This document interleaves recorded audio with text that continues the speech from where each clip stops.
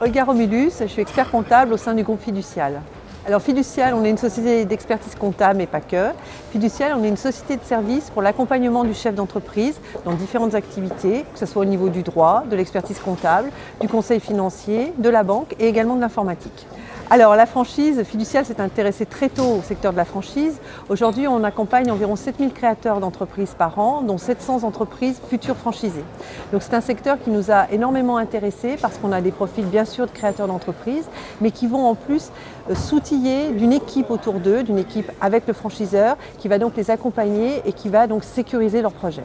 Alors quand on démarre une franchise, on est comme tout chef d'entreprise, on va prendre des risques. On va donc investir ses deniers personnels dans l'affaire, mais ce qui va être très performant dans une franchise, c'est que le franchiseur aura éprouvé le modèle économique avant.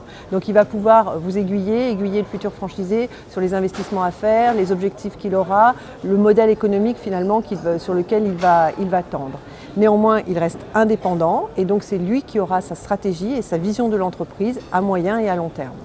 Alors le profil type du franchisé, selon les sondages, c'est plutôt un homme, c'est plutôt quelqu'un qui a 45 ans et au-delà, et c'est plutôt une seconde vie professionnelle.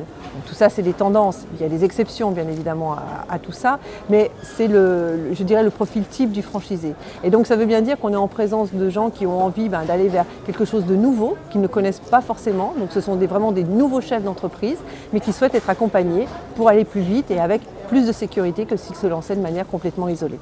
Alors le succès de la franchise, on le dit, c'est la duplication d'une réussite et c'est exactement ça, c'est-à-dire que c'est quelqu'un qui a réussi, donc qui en a compris les clés et qui est capable de le transmettre.